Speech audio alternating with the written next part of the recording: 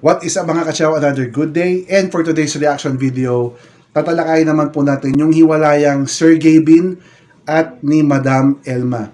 Nag-post po kasi si Sergey Bin ng kanyang pahayag regarding dito sa sitwasyon nila. At mababasa po ito sa Philippine Star dun sa FB. Kaya ating talakayin at babasahin ko po sa inyo ito kasi alam ko parang nabura na yata ito. Samahan niyo ako? Let's go! Come on, let's get started here on Iron Potes.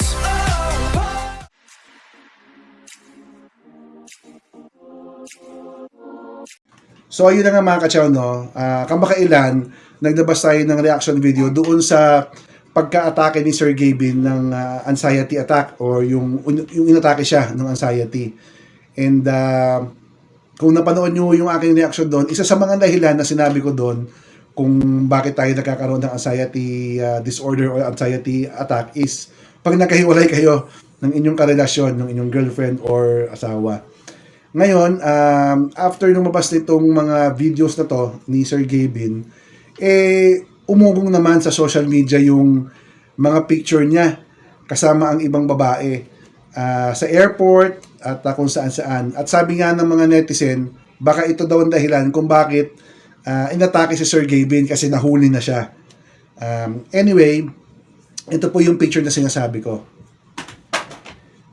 Ito po yung sa airport at meron tayong pictures niya na kita yung mukha ng babae. Pero syempre, for privacy concern, hindi na po natin ito ilalabas sa inyo. Available naman po ito online. So, itong babae dito sa airport, same na babae dito sa picture na to. Ayan. So, yun nga, kamakailan lang naglabas na si Sergey Bin ng kanyang statement regarding sa totoong nangyayari sa kanila ni Madam Elma. So, babasahin natin to. Hindi biro ang 7 taon na saya at pagmamahal. Kaya hayaan nyo ko ipaliwanag sa huling pagkakataon ang lahat. Elma and I had a beautiful 7 years, but kailangan na po sabihin sa inyo na lahat po ginawa namin, pero hindi po kami nagtagumpay. Isalba ang relasyon namin. Matagal na po namin ito nilalaban at nilalabanan. Pero hindi po namin masabi agad sa inyo dahil alam po namin na malulungkot kayo.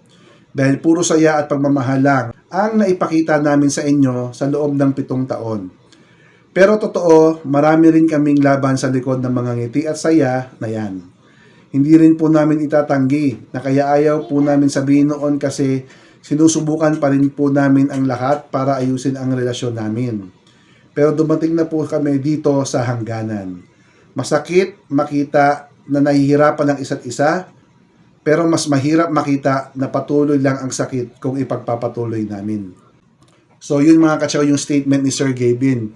Technically parang wala siyang binigay na detailed information o detailed reason kung bakit sila naghiwalay doon sa statement niya. Pero kinonfirm niya na naghiwalay na po sila. Nakakalungkot kasi sabi nga ni Sergey Bin, puro pagpapasaya yung pinapakita nila sa inyo sa kanilang mga vlogs. Kasama po doon yung kanyang asawa na si Madam Elma. Pero unfortunately, sabi nga nila, walang perfect relationship. And anong palagay nyo mga kachaw? Ano talaga yung real reason kung bakit naghiwalay si Sergey Bin? Dahil nga ba may third party? Or ano kaya yung tunay na dahilan?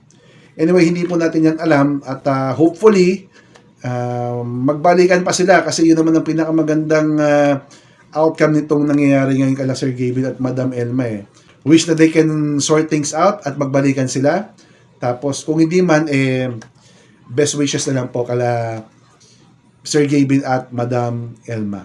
Ngayon mga kachaw, kung nagustuhan nyo yung video natin for today, don't forget to subscribe to my channel. Click the notification bell, bigyan mo na rin ako ng thumbs up at bisitahin mo na rin yung channel natin para makita mo pa yung iba't iba nating reaction videos. Maraming salamat mga kachaw sa panonood. Stay safe. Ciao. Ayan po! Yeah! Tara na't mag-enjoy. Angat sa ating new hype, a vibrant new joy. Ayan po!